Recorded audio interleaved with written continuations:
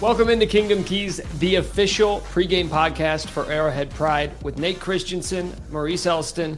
I am Nick Schwerdt, and for the fourth time in the last 6 shows, we are here getting ready for a Chiefs game, coming off a loss. Guys, this is sort of uncharted territory, and it kind of feels like a lot of Chiefs fans are looking around, trying to figure out how to process our emotions. How are we supposed to feel? Because at least in the Patrick Mahomes era, we have never dealt with a stretch of bad football the way we are right now with Kansas City. How are you guys kind of feeling and processing everything here with a month to go in the season? I'm honestly not doing great with the team because I think the difference between I think there's a lot of comparisons I've seen between this and like the 2021 team, because the 2021 team also had a bad stretch in kind of the middle of the year. But I think the difference between the 2021 team was I really think they had enough talent. At least on offense, especially when they're going through their lulls, they were just kind of going through a lull because teams were playing them differently. But we all knew like they were going to be able to come out of it. I think what's kind of troubling for me is I don't know what the Chiefs' answer is. Like, this isn't just the rough 6 weeks. This has kind of been a season-long trend. They were just winning games to start the year, but now it sort of feels like other teams have kind of caught up to like all their stuff, and like the mistakes are starting to compound more and more. Feels like they're making even more mistakes every week. It just kind of feels like it's almost, for lack of a better term, it almost feels like the Chiefs are almost unraveling a little bit, at least on offense. And even on defense, it's the last 2 weeks haven't been great. Like, there's no other way to say it. They had a good bounce back performance in the second half, but I've kept saying this all week. They don't really have the margin of error on defense at this point to have one like really bad half. So they really need like a dominant defense in combined with an offense that's just at this point I have no confidence in. Yeah, I would say it's the same thing from my viewpoint. It's like when you've seen the struggles in previous years or in the bad stretch, definitely like Nate said in 2021, they had the offensive power to overcome some of these mistakes. Now it's shifted to where the defense is playing better, but the defense still, while they get teams off the field a little bit better and they don't allow teams to score at a higher rate, they're not a big still create turnover type of team, right? So that leaves them not necessarily erasing a lot of the mistakes that the offense is making. They'll do the job getting the offense the ball back. It'd be different if this was a high scoring defense. That's kind of what the Chiefs are needing if the defense is going to take over. This is not one to just get stopped or not allow scores. They need actually for the defense or special teams to create some scoring for them because the offense simply isn't doing it, right? So I think that's the difference is to win. Yes, defense wins championships like they say, but in this day and age, you got to score enough points to win the game. And the Chiefs simply doesn't have the off. Like before, if defense messed up, you always knew Patrick Mahomes, Travis Kelce, Tyreek Hill will come out and find a way to win the game. And definitely you had a difference maker in a Tyreek Hill. I hate to bring him back up. That was a eraser where if you get him the ball in a 5-yard slant, there's a chance he's taking that 80 yards. We don't have that. So, you know, a lot of late games, the threat of him and Travis Kelce, you just couldn't account for both, and they would make big plays to come. Chiefs simply doesn't have that. So I'm worried, right? And I'm normally not the worrier type. Like, I feel like, oh, you got Andy Reid, we'll figure it out. But with 4 games to go, and even looking at if it does look better, it's the type of opponents that we're facing that does it really still give you confidence if it does look better? Yeah, it's sort of a weird situation. You guys have both touched on the talent and just not being able to have the firepower that you've had in years past. But even really both of the Super Bowl years, back in 2019, it was Sammy Watkins who came up really clutch down the stretch for Kansas City. Last year, of all people, it's crazy to say this now looking at the season he's had, but MVS in the AFC Championship game versus Cincinnati. It was like whenever you needed one guy to step up for one game or a stretch of one game, they did it. It wasn't sustainable. They didn't do it over a long period of time, but in a critical moment, they came through for you. And time after time during this stretch, we have seen Mahomes in these situations, fourth quarter with the ball, chance to win the game. And for the longest time, that felt like a superpower that no other team had. He was going to find a way. And now you're just not seeing it happen.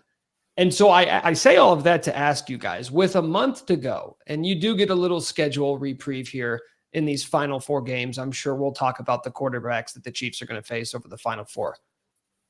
But are you guys sitting here with a month to go, ready to count out the Chiefs in the playoffs, ready to say like, hey, yeah, they may win a wild card game. They may sneak one out here or there, but like, this is not a Super Bowl contender. Like, are we ready to go there here with 4 weeks of football left? For me, I would say I still classify them as a Super Bowl contender, but they're not within like the first tier Super Bowl contenders for me. So why I kind of stack it is I think Baltimore, San Francisco, and Dallas are in their own tier by themselves. And then after that, I think it's Philly, Miami, Kansas City. I think Jacksonville's kind of in between those tiers, but that's kind of where Kansas City is at this point. Where I don't think Kansas City has a series, I don't think they can elevate their ceilings to those teams that I mentioned, like the Baltimores, the San Franciscos. Those teams just have such a high ceiling because of the talent they have. And we've just seen it time and time again. Like the Chiefs haven't been able to kind of raise their ceiling on offense this year to kind of match those teams.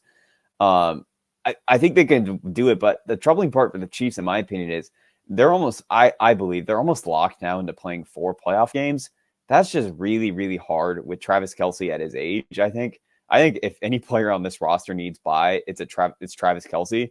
And if you're asking him to play 4 tough, hard playoff games at his age with the injuries he's kind of dealt with this year, I just don't know if that's a sustainable formula for the offense for 4 games. Can they produce 4 games of high-level playoff offense? And frankly, I don't have that confidence right now. There's been nothing this season that's given me that belief. Maurice, I want to get your take on this, but I do wonder, because you mentioned the teams that you have in that top tier, Nate. Baltimore, you can put Baltimore in there. You could put Miami in there, but it has seemed like over the course of the season, the most consistently dominant teams in the NFL have all been on the other side, have all been in the NFC. Because I would put the Eagles, the Cowboys, and the Niners in there. And like the AFC, I look at and I say, who is the big bad wolf? Who is the team that really frightens you in the AFC? And if the answer is nobody really, it's tough for me to look at the Chiefs and say, okay, well, they don't have as good of a shot as anybody in the conference. And that's why I still lean to say they, definitely are contenders, just because I'm not highly as confident as I was in the Chiefs, some weeks ago. But I'm not highly as confident as any of the teams in the AFC as well. And because even though the long shot for the Chiefs in the number 1 seed is definitely a little bit more difficult, with Miami losing and the fact that Baltimore has to play Miami and a couple of other tough teams in there, the chance is still alive in a sense, with the 4 teams that the Chiefs have to play versus the 4 teams that the Ravens and the Dolphins have to play. It's like this is still alive. And it's hard to say they're not contenders when you got Patrick Mahomes. And I know what we've seen, but when you got a defense still playing at a solid level, not giving up many points, you still have a chance. And it's like the easy part and the hard part at the same time is that everything that the Chiefs have done, in a sense, has been self-inflicted. So it's not like they're just going out getting beat by other teams. They're, in a sense, continually beating themselves. And I think it goes with Nate said, it's a lack of talent. But we all know that talent can hit a hot streak and you can catch fire and figure something out in these 4 weeks that could make these Kansas City Chiefs go on a run. And I can't say that if they come up against a Miami, a Jacksonville, or a Baltimore on any given day, that this team, as is, can't beat the other team, because each one of those other teams has some high deficiency areas as well. Yeah, I've been on a roller coaster of confidence this week. Like I was kind of smooth on Sunday night, woke up really mad Monday, woke up reinvigorated on Tuesday. Like, this is kind of where you're at, and this is where a lot of teams and fan bases are. It's tough to make the case for the Chiefs based off what they've done this year. But it's tough to make the case for any other team based off what we've seen from them in the playoffs over the last 5 years in the AFC, right? Like, if I want to make the case for the Dolphins or the Jaguars, I'm like, I need to see something first, and at least I've seen the Chiefs do it.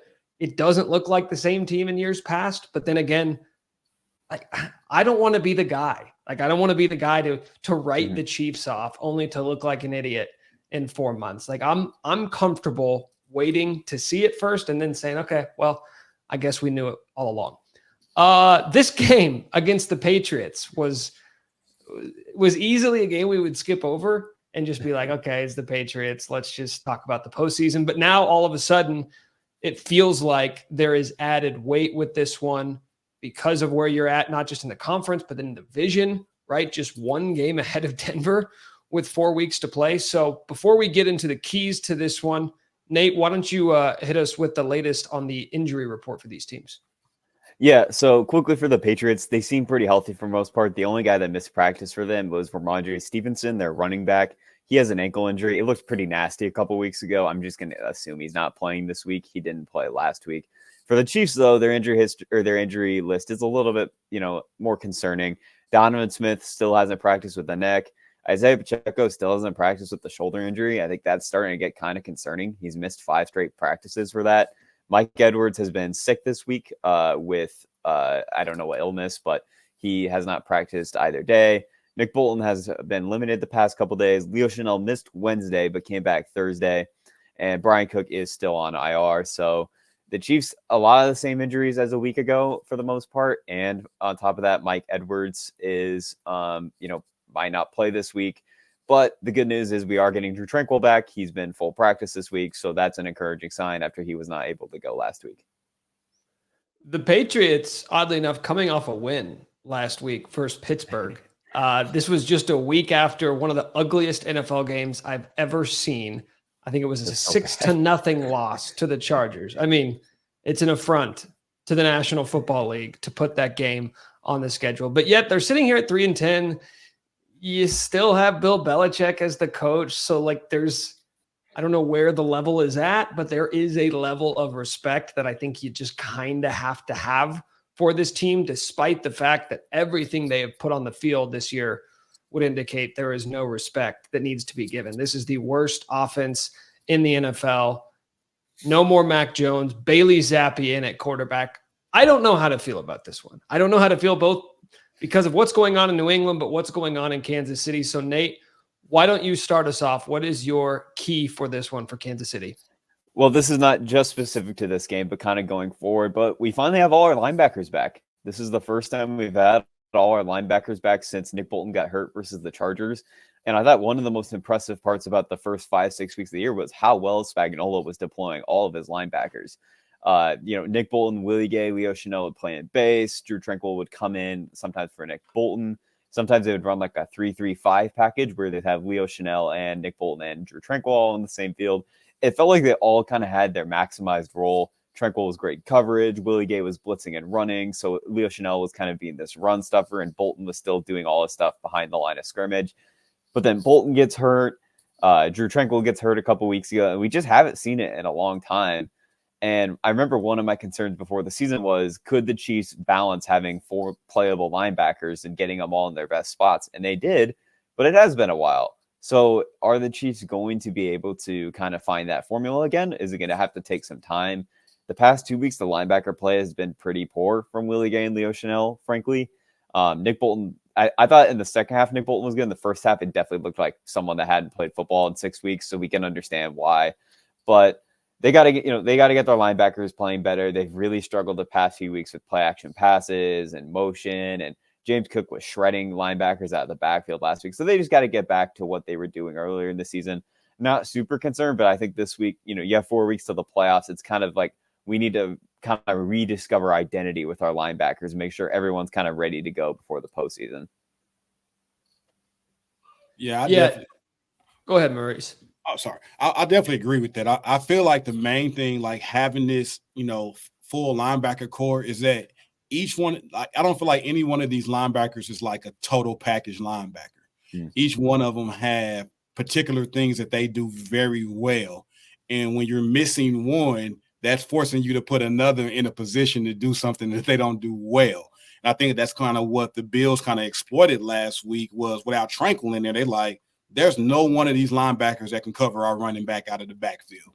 And they exploited that. I think now with having the 4 the 4 linebackers back, that main package back. Now Steve Spagnuolo is actually able to go in there and put each person in the best position to make them succeed. And I think that's a huge key that Nate made. And I think when you look at the opponents, the level of opponents that you're going to be playing over the final 4 weeks, I think a lot of teams in the NFL reach a point late in the season where whether or not like you're high on them or low on them, like the Chiefs are obviously going through it right now, but there are other teams going through it as well. And it's not to blame it on the schedule, but like with the Dolphins, for instance, a lot of people look at the Dolphins and say, well, they haven't beaten any good teams. Maybe it's because good teams are harder to beat, right? Like there's an element of that to it where the Chiefs now in their final 4 games are going to be going up against Bailey Zappi, Aiden O'Connell, Jake Browning, and Easton Stick. Like, if we want to go back to the conversations we were having early in the season when Kansas City was actually winning games despite the lackadaisical offense about this being an elite defense, prove it. Like you have a golden opportunity over the last month of the season to prove your dominance defensively against a bunch of backup quarterbacks. Absolutely. I mean, this is just a time for the defense to really, in a sense, put the hammer down. And really show, like, if you're elite defense, like you said, Nick, prove it, show it, shut them out, shut them down. None of these quarterbacks should be able to shred the Chiefs defense, get away from the Chiefs pass rush. This should be 4 dominant performances by the defense in a row. I'm slamming the panic button if Bailey Zappi shreds the Chiefs defense. Like next week, completely different vibe than what we're feeling right now. Maurice, what about you, man? What's your key for Kansas City? Man, my key this week, man, after definitely watching the last 2 weeks of the season for the Kansas City Chiefs, and I kind of like Nate said, just going forward, is on both sides of the ball. I'll say all 3 phases of the game. A fast start. I think that is the key to a victory on all 3 phases. If you look at last week, defense got shredded quickly last week. Offense came out flat. The first punt from Townsend was terrible. So, you know, special teams haven't looked the greatest, right? So it's like this is the first time I've seen Dave Tobe let the kick returner in the field of play call fair catch every single time. Like I'm sitting there like when he did it when Richie James did it the first time, I'm like, okay. Then we did it every time. I'm like, he must be instructed to call fair catch. And usually Tobe is like, no, we got the opportunity. We're going to try to see if we can break one. He normally has an aggressive, personality when it comes to the return game. So now it's seeming like they're playing not to make mistakes versus go and get it. And that's not the type of team that we want to see. Like you want to play mistake-free football, but I think we're taking something away from it and playing it safe on all phases at the start of the game. We didn't see much, a lot of blitz or aggressive play from the defense at the beginning of the game. Offense looks real vanilla at the beginning of the game. I think each 3 phases of the game need to come out fast, come out strong, come out and make a point, come out and take the shots downfield, come out and blitz and make the quarterback, a little shaky inside his pocket, make him uncomfortable, return the kicks and see what we can get out of our special team. I don't care if it's a fake punt, something fast to start a spark to this team and instill the confidence back in them. I feel like this whole team right now is lacking the swagger and the confidence that they used to have. And I think it's on the coaches to say, we're going to go out here and this is what we're going to do. We're going to take some shots and some chances to give them a chance to get that back. I think that's what the last play by Kelsey was. It was trying to, and then the penalty killed it. I think it was an opportunity to add that confidence and swagger, like we can do what we want back into the Kansas City Chiefs. So I think a fast start is my key this week to a victory. It's so crazy to just, and I think you're right, but it's crazy to see this team, this organization with Patrick Mahomes, like lacking in confidence. That's one thing we've never discussed. We have never had this conversation as long as Patrick. If anything, we've been the most confident organization in football because, you're down. You need a touchdown. You need a field. You have 13 seconds left. You need a field goal. Game. You got Patrick Mahomes. You got 1-5. That's all the confidence you need.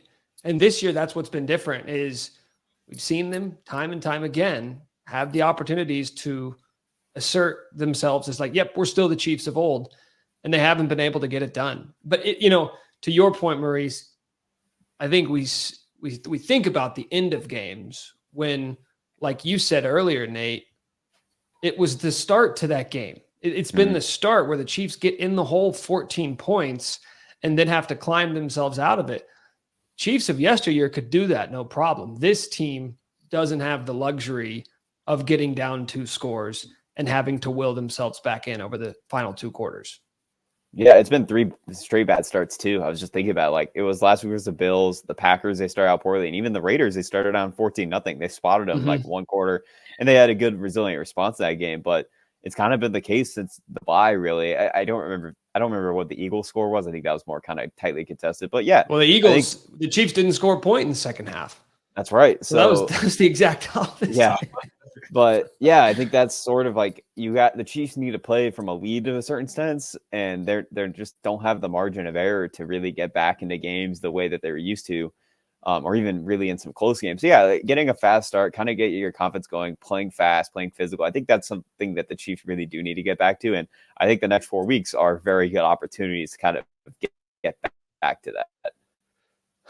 Yeah, I couldn't agree more. And Nate and I were joking before the show today, and we were talking about getting ready for this show each week and thinking about what we wanted to discuss and what we wanted to emphasize, and how I feel like every single week I don't want to come back and say the same thing. I don't want to sound like a broken record. I want to come up with something unique, but the truth is it's almost doing a disservice to talk about this team without talking about the wide receivers. Like, you can't tell the story of the 2023 Chiefs without talking about this receiver room, which is why week after week we keep coming back on here and doing exactly that. And there's never been a better time to do it than after that game versus the Bills, in which we saw maybe the biggest boneheaded mistake of the season made by Kadarius Toney, which is where I'm going to go with my key. I can't believe I'm saying this. I think the key to this game is continuing to keep Kadarius Toney engaged. I think at this point in the season, you don't have any other option. There is no emergency valve, break glass. This is the guy we're going to go to. This is it. These are the guys. And it may seem like it's a lost cause, but go back to all these different losses, because we saw the outburst of Mahomes going after the refs and complaining afterwards, and national media ran with that, as you know they would, looking for any opportunity to kind of knock Mahomes and the Chiefs down a peg. But you go back to the Lions game, 4 drop passes, I believe it was, from Kadarius Toney. Mahomes doesn't say anything about it after the game. Go back to the drop pass, what was that, 3 weeks ago, MVS. Mahomes says, bad pass. That was on me.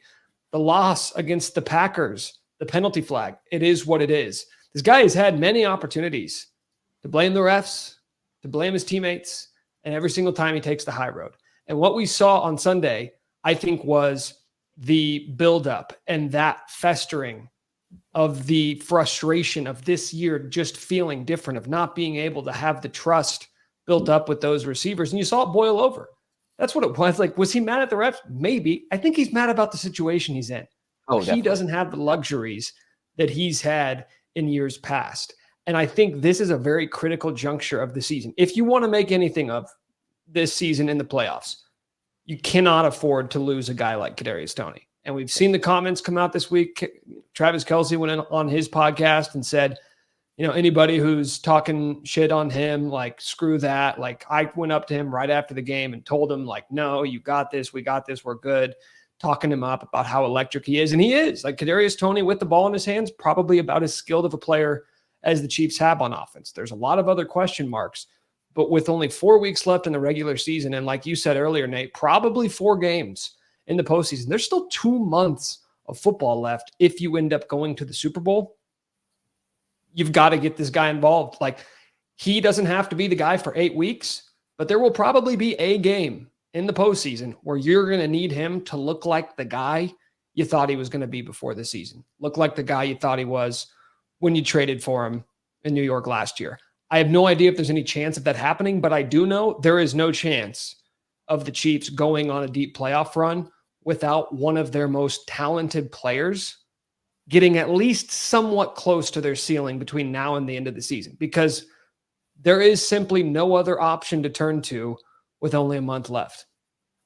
They've lost Sky Moore already, pretty much. I mean, I really don't think that's ridiculous to say. They're not hardly playing him anymore. They're basically not involving him in the offense.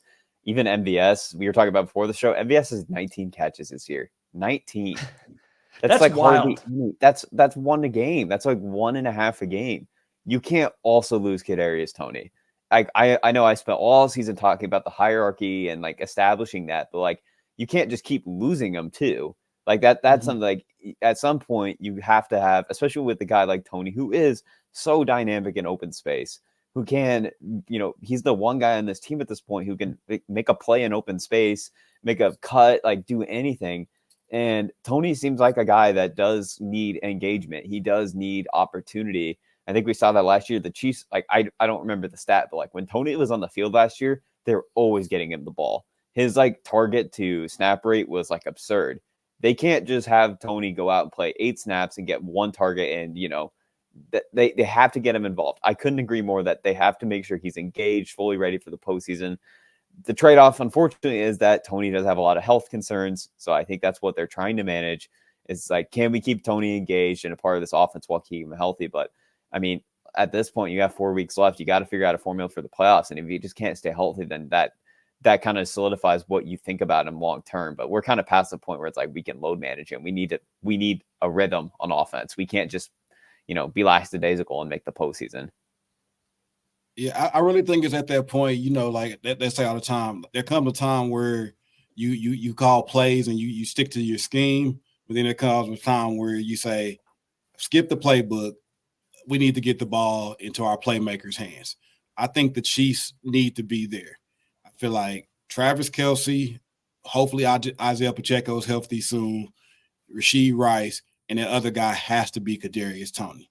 I think those need to be the go-to for the Kansas City Chiefs offense.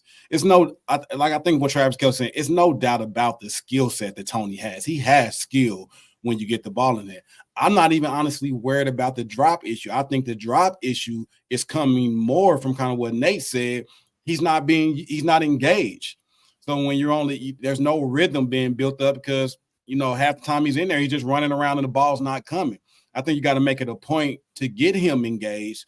All the snaps that was going to MVS and going to Scott Moore, I think now needs to go to Kadarius Toney, and him, Rashee Rice, and Travis Kelce and Isaiah Pacheco, once he's back, need to be the focal point. Because one thing about Kadarius Toney that Scott Moore or MVS is lacking, I think defense will have to account for him.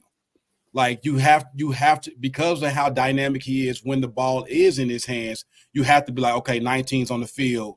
Let's look for him. Let's make sure, because he can break attack. He can he's going to 9 times out of 10, the first man that's going for Kadarius is going to miss, right? So I think that's something you don't have to account for Scott Moore. He's out there. They not account for him. MVS, they like, even if he does get past us, is he going to catch it? Right, so they'll take their chances with one-on-one coverage with MVS. They're not doubling or keeping the safety over top. We've seen it. Like even with the drop pass or the pass interference call, it was still just him and another guy, right? Like so that Justin Watson, why he has been solid, he has been serviceful for the Chiefs for what he's been called to do. No one is scared of Justin Watson. I think he's better off being like, I don't think you need to take a bunch of snaps away from him because for the most part, when he's called upon, he makes the plays. So I think he's been serviceable, but not in the route that he's been used. Not after last week, his snap count kind of came down, but before that, he was being used way too much. So I agree with you, Nick. I think for the Chiefs to make the run, they got to get that package together, not worry about, anything that has to do with injury, because now ain't the time to worry about that. You got to figure out the formula, and you got to know, you got to figure out, Toney, am I going to have him? And if so, how are we going to use them? You got to figure that out, because just trying at this point, 4 games left, struggling like the Chiefs are struggling, you can't be looking like, well, we just trying to save them. You ain't got time to save them. It's pretty telling that we all gave our keys to the game and didn't mention the Patriots one time, right? It is self-scouting time. It is, how do we get better? We don't need to look at them. Let's look at us. How can we get better? Oddly enough, 8.5-point favorites. So despite the Chiefs' slide lately, Still on a different level than this Patriots team, which is fast tracking for a top 5 pick in the draft. 8.5-point favorites. The game is in Foxborough. Nate, why don't you start us off? What's your prediction for this one? I do not think this will be a fun football game. It's December. It's Foxborough. Bill Belichick still, even with all his kind of issues at this stage of his career, has still put together a pretty good defense this year. I think they're going to actually do a pretty decent job of stopping the Chiefs offense. I think it's going to be frustrating. However, the Patriots offense is so bad. I am not buying what Bailey Zappi did in the first half last week. I think that was just a short week with the tired Steelers defense. I don't believe that. I'm going to go 20-3 the Chiefs. I don't think it's great. I think the Chiefs largely score off turnovers, but in the end, they're going to cover well comfortably. I don't think this game will ever really be in serious conflict. I think we'll probably all be a little bit mad online just watching it, but I don't think this game will ever be in doubt. So, this game lost its luster. It was supposed to be on Monday Night Football, but unfortunately the Patriots didn't meet their end of the bargain. But I still think the Chiefs come out and win this pretty comfortably, even if it's not maybe the most enjoyable. So a comfortable win, but still an ugly win. Maurice, what about you? Yeah, I'm kind of going to go the same route. Like I said, I think this game lost the luster, and I don't think it's just because the Patriots. I think if the Chiefs was still the high-flying offense that they're used to, that the NFL was used to seeing, they would have kept this game on Monday night just for that.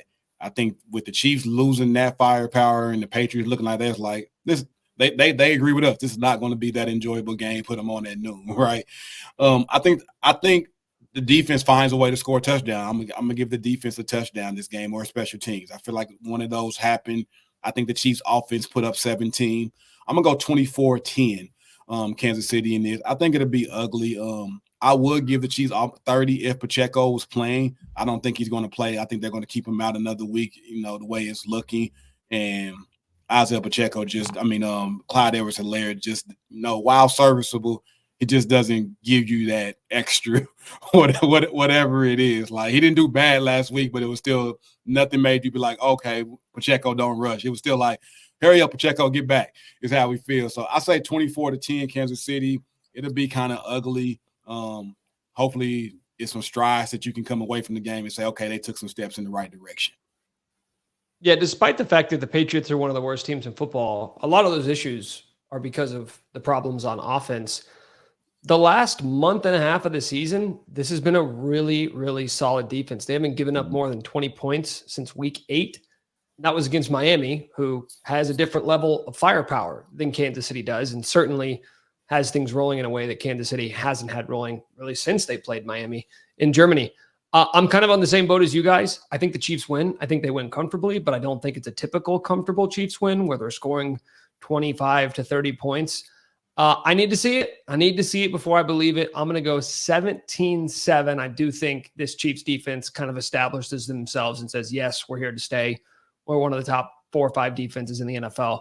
But I need to see it from the offense before I'm ready to predict an offensive explosion. So I will go 17-7 Kansas City in a really got-to-have-it spot with where you're at, not just in the conference, but in the division.